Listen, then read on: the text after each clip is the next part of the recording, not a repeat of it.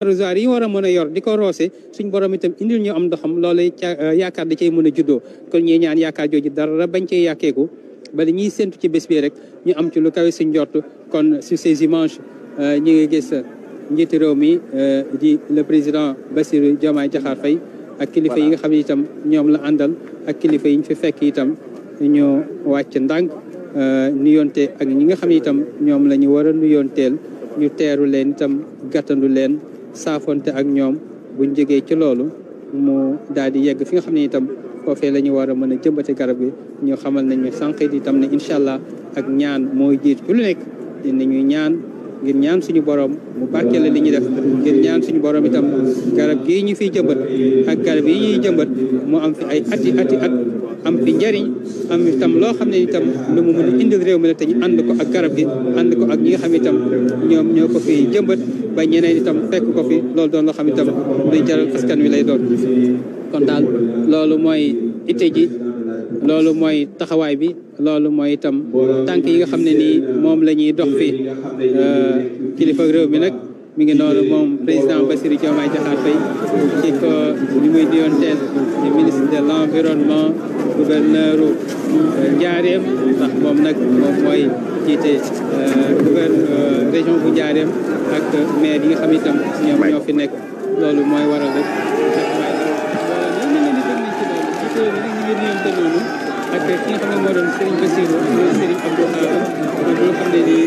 moo yore maasu yoon bi ñi nga xam itam moom la kii nga xam ne moo fi toog toogaayu Cheikhul Khadim Serigne Mouhamadou Mountakha moom Serigne Mouhamadou Bachir ñaan suñu borom yàggal ko fi lool itam te mu ànd ak wér lool itam ci liggéey bi te ñu ànd ko ak moom la yebal ngir mu teeru kilifa bu mag gi nga xam ne itam moom la suñu borom teg ci bopp réew mi moom lay nuyonteel noonu ak sang su baax si ma fi àndal di siyaaranteeg ñoom di ndokkalanteeg ñoom di itam saafonte ak ñoom ci li nga xam ne nii moom moo doon taxawaay bi ci li nga xam ne itam moo doon bés bi ci li nga xam ne itam moo doon bëgg yi ndax dëkk bi di Touba saa suy am gan yi nga xam ne itam moom la suñu borom dénk dëkk bi di Touba day yebal ñi ma war a yebal ngeen teeral ko ganam googu fonkal ko ganam googu siyaaral ko ganam googu itam dalal ganam googu loolu mooy aada jiñ fi fekk loolu mooy warma jiñ fi fekk loolu mooy sutura siñ fi fekk mooy njàngale miñ fi fekk mooy xam-xam biñ fi fekk te ku nekk itam man cee amul mbind ndax gan moom day doon koo xam itam ku ñu war a sagal la day doon koo xam itam ku ñu war a wormaal la dañ war a tam ku ñu war a jox dayo la kon loolu mooy itti ji nga xam ne tey ji moom moo doon lañ fiy taxaw ci dëkk kon nag dañ leen di bàyyi rek ngeen dund ambiance bi nga xam ne moom la ñuy gis noonu xam naa ne mbooloo fi nekk nag bëgg nañ ci gis njiitu réew mi moo war itam ndeysaan sax na yaa ngi noonu di ko wane itam mbégte moo xam ne am nañ ko ci kawam di yëkkati turam loolu yëpp di wane itam daanaka téye guñ ko téye ak jàpp guñ ko jàpp ak rafetlu guñ ñu rafetlu itam lii doon teew gi mu teew fii c'est des poignées de main extrêmement chaleureuses entre le chef de l'État et cette délégation-là qui est venue l'accueillir ici dans la ville sainte de Touba pour témoigner au chef de l'État toute leur gratitude, toute leur reconnaissance et toute leur satisfaction avec l'honneur que le chef de l'État a fait à cette ville sainte en désignant Touba pour que cette ville sainte abrite cette cérémonie ô combien importante qui est la cérémonie de la journée de l'arbre et cette année c'est le manguier qui est le parent loolu mooy mbégte bi nit ñi am mbégte nag boo ko amee da nga koy màndargaal te lii nag seede la ci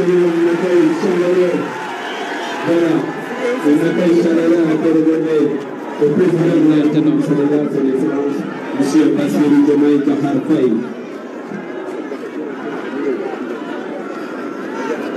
Ibrahima kon gis nga yaa ngi woon fële ca teeru ba gis nga ñiiti réew mi yaa ngi doon itam am loo xam ne itam lu am solo la loo doon leeral ci tolluwaay yi xam nga di itam ak taw bi rafet ñor la ciy daal di am ndax ku nekk xam ne ndox moom mooy suuxat garab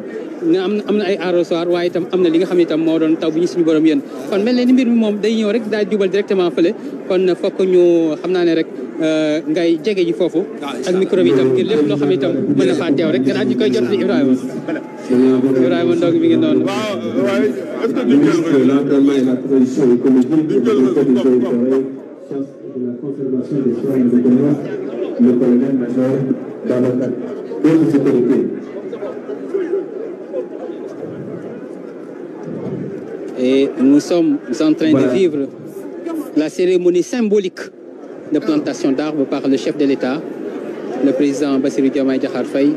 qui a à ses côtés le porte-parole du khalife général des Mourides. mango gi nag doon na mango goo xam ne itam moom tey ji mooy star bi mooy vedette bi moom mii moo waral tey ji coow li ndax garab goo xam ne njiiti réew moo ko téye ci loxo Serigne Bassirou moom mooy yëkkati kàddu noonu ñu teewlu ko sëñ Bassirou moom sëñ Abdou Khader. asalaamaaleykum wa rahmatullahi taala wa barakatuhu. ñu ngi nuyu mboolem bokk yi fi teew yëpp ci turu Cheikh Mouhamadul Mountakha mooy alxalifatul aam li tariqati almuridiya xafidahu llahu taala wa raha di dalal ganam gi nag di président de la république Bassirou Diomaye Faye di rafetlu tànk yi nga xam ne def na ko ba ñëw fii ci Touba ngir bis bi nga xam ne ñaari bis yu daje la muy bisub mbale ak bisub jëmbatum garab kon bala maa dugg ci njëriñu garab ndax du gudd ndax kàddu yi day gàtt mooy jotale cantuk sëñ bi ak ngërëmam ndax xam na responsabilité bi nekk ci sa loxo mooy responsabilité bu diis muy yanul Sénégal ñëpp ku tiit wala mu jaaxle wala mu am soxla sa xel dem ci yow loolu responsabilité gënu ko diis kon kum nekk ci yow doo tala lekk doo tala nelaw bi nga fi toogee léegi nag yàggagut ndax ëppagut ñeenti weer waaye bi nga toogee rek li nga njëkk a def mooy xam diine ni mel ci lislaam nga siyaare kilifa diine yi njëkkee ko ci moom loolu nag yëg na ko sa yoonu tey wii itam xam na ne Sénégal gépp yaatu na te fu ne mën nga ko faa def nga tànnaat Touba def ko fi loolu jëf ju rëy la joo xam ne tuutiwut ci moom kon mi ngi lay sant di la gërëm di la ñaanal yan bii nga xam ne ci dogalu suñ borom ko teg ci sa loxo yàlla na la ko wooyo falal ba fa nga bëgg a yóbbu réew mi yàlla dimbale ci kattan ba nga yóbbu ko fa ndax réew dafa diis waaye suñu borom nag wa saadahu bastatan fil ilmi wal jismi wallahu yuti mulkahu man yasha kon ku mu ko jox rek dana la ko téeñal kon mi ngi lay ñaaral bu baax di rafetlu it njëmbatu garab lii ndax garab dafa am ceslaay lu dëgër ci lislaam rasulullahi sallallahu alayhi wa sallam wax ci lu bari ci njariñul garab kon jëmban garab lu am njariñ la ci nit ki bi muy dund waaye bu faatoo njariñ la ci moom njariñ la it ci àdduna ndax xam ngeen ne fii jamono toll bari na lu àdduna si di daje ci réew yi mooy li ñuy tudde taxayurul munaax te mooy changement climatique bi am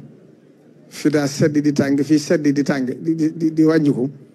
ak ndox mi di gën a wàññiku wala muy def mbënd mu bare bari loolu bokk na ci garab di ko indi yoonu murid nag yàlla def na naka jekk fonk mi ngi soññu bokki réew mi yëpp ndax loolu réew mi yëpp ko bokk waaye ñim sañe digal mu taalibi Sëriñ Tuubaa yi nag mi ngi leen di jox digal ñu ànd ak ñoom ci xalaat bu rëy bii nga xam ne bu sottee réew mi yëpp ko jëriñoo ndax garab am na solo Sëriñ Tuubaa ca njaareem bokk na ci waxtaan yi mujj wax ak xay goo xam ne wax naa ne xay gii maa ko jëmbatoon ci sama loxo te màgg na ba may jëriñoo kër gi kon wane na ne yàgg diwuma ci àdduna ñu ngi fi wuute ñëpp itam tàmbalee ci Cheikh Mouhamadou Moustapha mbale mii nga xam ne bokk na ci xalaat yi nga njëkk andi moom bi mu nekkee Sëriñ Tuubaa màggat gi bu ko masaan woote li muy njëkk a def mooy woote am mbale tàmbalee ko ci boppam nag joxe misaal mooy comme nii nga def mbale mi bu ko mosanti bu ci poosam la koy def ngir wantaali bi yëpp ni ñu war a def Cheikh Mouhamadou Fadil bi mu dikkee itam noonu la ko wéyalee Touba boogo bi mu ko goree ba mu noppee daa santaane ne nañ fi jëmbaatil garab Cheikh Abdoul Ahad 1976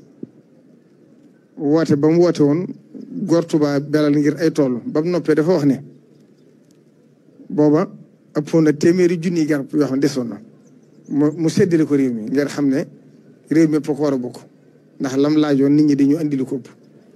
mu ne digle naa nag ne bépp taalibe bu ko man bu ne na fexe ba bundu këram mu jëmbat fa garab daan ne nag ñëpp la war waaye ñun yoru murit ñoo ci raw ndax ñun suñu der daay yàqu ci ne ñoo yàq àll bi ndax tool yi ñuy gor mu ne kon digalati naa képp koo xam ne gorati nga genn garab nga jëmbat juróomi garab kon lu wax jooja daanaka mën naa dir siwaat ba tey jii kon loolu ñi fi nekkee Sëriñ Tuubaa ñëpp Sëriñ Saaliw dégg ngeen mu wax Xelkom bi mu ko goree dafa santaane waat am jëmbat ndax loolu mooy aar suuf si mooy aar environnement bi mooy aar dundu nit ñi ndax gaz carbonique bii nga xam ne moom lañ nit di génne bu fi garab yi néewtoon doomu aadama yi duñ dund kon lu am njëriñ la ñi ko fi wutuwaay ñëpp Cheikh Abdoul Khadir ba ci Cheikh Saliou Cheikh Mouhamadou Lamine Bara ba ci ak Cheikh Sidi Moustar bi ak Cheikh Mouhamadou Mountakha Mbacké ñëwee itam kon ne ci lim njëkk a def digle ne nañ jëmbat garab yi ci dëkk bi joxoon digal waa daayira Touba ci kanam ci njiital Serigne Abib mi ñu jëmbat ko fii ci yoonu Mbacké bi ba daaw mu joxe waa ndigal ñu jëmbataat ko ci ñaari waay yi nekk ci yoonu Gàbbu bi ba nëgëni daaw bi màggal Touba gi jàllee ci weeru gàmmu bi muy weeru septembre ci fin nawet bi la ma joxaatoon ndigal ne ma naa jox ndigal sëriñ am di sëriñ Modou Mbedd muy xalifa de Baye Fall ñu jëmbataat corniche bi te ba mu noppee itam tegoon na ci xalaat ne bu déwénee nañ fexe ba jëmbat 100 mètres bi ngir xam nañ ne loolu bokk na ci li wàññi tàngoor bi moo àndoon koog waa commune Touba Mosquée ci njiitalu sëriñ Abdoul Ahad Ka moo andi garab bi Baye Fall def ko ni ñu ko defoon kon nag bu yàlla defee nga ñëwaat tey jii kon fekkoon nga leen ci waaye lii ab soññ la soññ bi nag la ci ëpp solo mooy ñu fexe ba bu liggéey bi àggee ñu topp ko garab guñ jëmbat mu bañ a dee ndax sëñ Blaat ci biir wax ja waxoon na ne garab léppay dee doomu aadama sax dana am ñoo xam ci seen biirum ndey la ñuy dee waaye mi ngi digal garab goo xam ne jëmbat nañ ko bu dee dinañ fexe ba jébbi ba mu jébbiwaat kon nag foofu la ñuy jeexale kàddu yi di sant ñëpp ku ma fàttee tudd di la jot la cantu sëñ bi ak ngërëmam di la xamal ne taalibi sëriñ Touba ak sëriñ bi seen yitte jëpp mooy Touba seen yitte jëpp mooy yoonu murit xam nañ nag ne bi nga fi toogee ba tey sa yitte jëpp jëmi nga ko ci Touba jëmi nga ko ci Sénégal gépp waaye cër bi nga di séddu Touba sëriñ bi xam na ko kon loolu cant ak ngërëm ak ñaanal la ndam ci li ci sa kanam rek lay def wasalaamaaleykum wa rahmatullahi taala wa barakatuh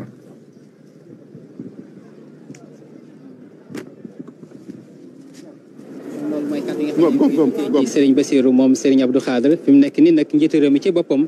moo ko Serigne bi ñu ngi jëmbat garab gi nga xam ne moo doon mango gi nga xam ne tey jii moom moo waral bés bi ñu dajale ci dëkk bu tedd bi di Touba mu doon bés bi nga xam ne itam moo doon bésu njëmbatum garab gi kon njiitu réew mi lañ gis noonu mu téye garab gi ñi mu àndal itam ñu jàppale ko ñu jëmbat garab gi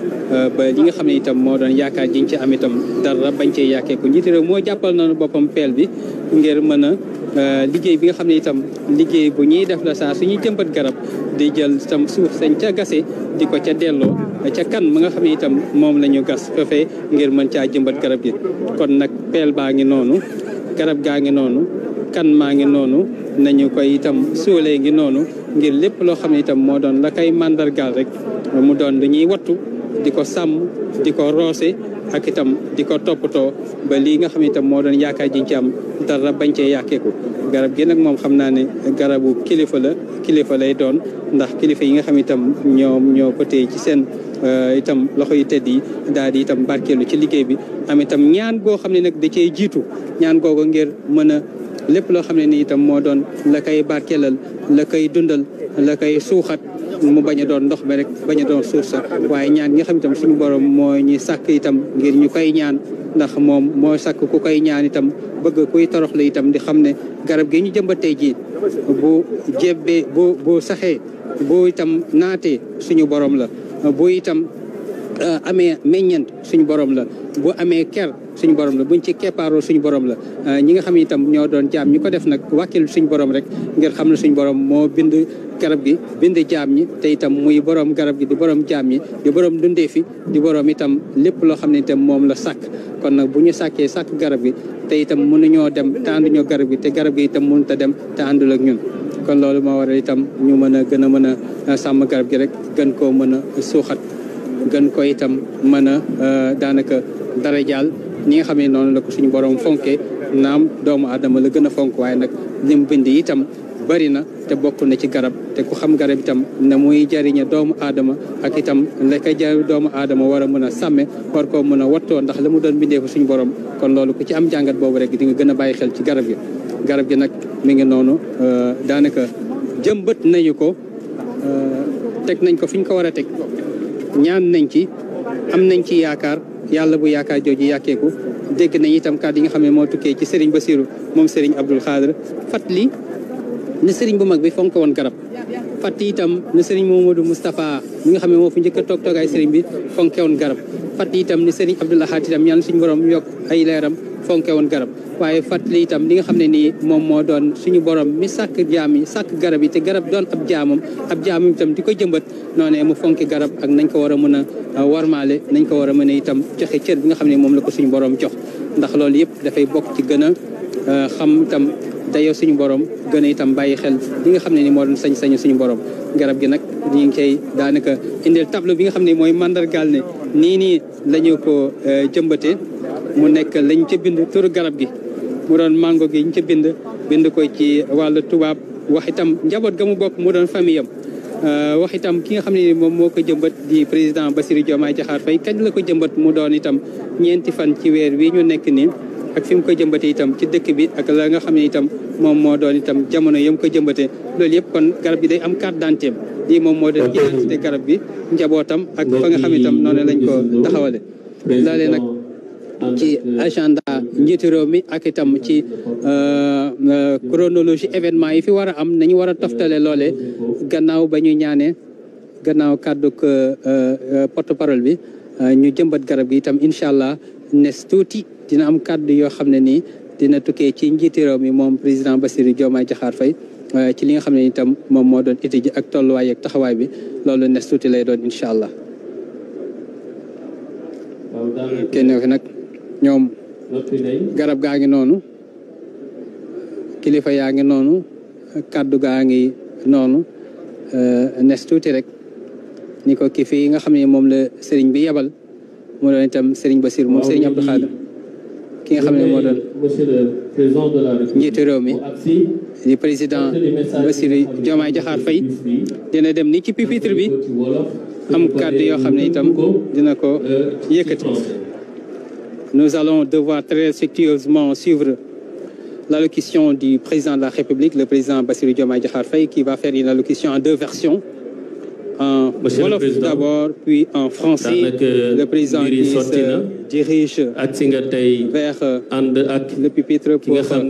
délivrer son message, un message qui est tant attendu. Le ministre de l'Environnement, le président de la République. Donc, nous allons très respectueusement l'écouter. Donc, Monsieur le Président, merci. Salam alaikum wa rahmatullah. Di njëkkee kaddu gi sant yàlla bu baax a baax moom mi nga xamante ne moo ñu may ba ñu fekkee bés bi te tal ko ba di ci def activité boo xamante ne waajaloon nañ ko ci coobareem di doore di nuyu ñëpp ñi nga xamante ne teew nañu ci bés bi te di jiital ci nuyu gi xalif général des Mourides sëñ Mountakha Bassirou Mbacké di ko ñaanal gudd fan ak wér-gu-yaram di ko ñaanal bépp kilifa diine ci réew mi di ko ñaanal bépp kilifa aada ci réew mi di ko ñaanal waa réew mi yépp di sant bu baax le autorité yi nga xamante ne fekk naa leen fi mooy autorité administrative yi di maire di yeneen autorité yi nga xamante ne teew nañu ci bés bi di ndokkeel di jaajëfal bu baax ministère de l'environnement ak ñëpp ñi nga xamante ne agent ministère bi lañu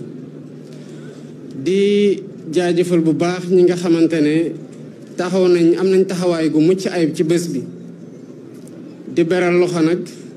ñii di waa Touba ci kanam nga xam ne bokk nañ ci li gën a tax journée bi ñu doore ko fii gannaaw cër gi nga xamante ne jox nañ leen ko ci seen taxawaay ci liy jëmal dëkk bi ci kanam waaye dañoo def jàlloore ci jëmbat garab bi ma doon waxtaan ak ministre bi lan moo tax ngeen tànn Touba pour ñu doore fa reboisement bi daf ma wax ne dañoo gis fan yi ci ndigalu xalif général des Mourides sëñ Mountakha Mbacké yàlla na fi yàgg te wër waa Touba ci kanam dañoo def pépinière bu mag a mag a mag a mag wax na ma ne sax pépinière bi egg na ci 20 junni ak juróom-ñetti junni ci garab muy 28000 garab yoo xamante ne mu ngi fii ci Touba ci pépinière te ñu war ko jëmbat ñu di leen ci jaajëfal bu baax di leen wax ne lépp loo xam ne gouvernement bi mën na leen ci gunge jaare ko ci ministère de l'environnement wala yeneen ministères yi taxawaay boobu dina mat sëkk parce que li ñuy ñaax ñi nga xamante ne ñoo nekk ci communes yi rawatina communes yi nga xamante ne dafay am mbooloo gu bare kuréel yi fa nekk lëkkaloog maire yi pour ñu taxawal ay pépinières yu mel ni pépinière Touba ci kanam muy pépinière boo xamante ne du dañ ko jëmale ci li saxal ay garab ci dëkkuwaay yi sànq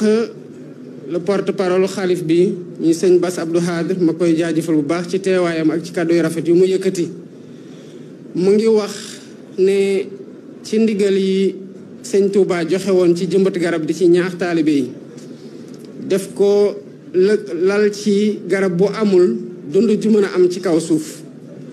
mu méngoog slogan bi nga xamante ne maanaam bàkk bi nga xamante ne moom la ministère de l'environnement jël at gi muy garab moo tax ñun suñu teewaay gi ci àdduna mën di wéy mooy l'arbre notre assurance vie kon fépp fi nga xamante ne ci Sénégal woo nañu ñëpp pour ñëw ci bés bi taxawoo ko nu mu waree pour jëmbat ci nu mu gën a baree ay garab ci gox-goxaan yi ci dëkkuwaay yi dañ koy def ci logique co-construction bu ñu nekk ak Sénégalais yi bi ñu toogee ba tey maanaam liy defar Sénégal na Sénégalais bu ne jàpp ne mu ngi ci loxoom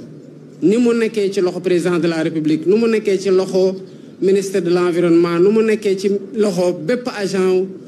ministère de l'environnement kon ci misaal ni saxal ay garab ak toppatoo leen ba ñu màgg nu mu nekkee wareef ci agent eaux et forêt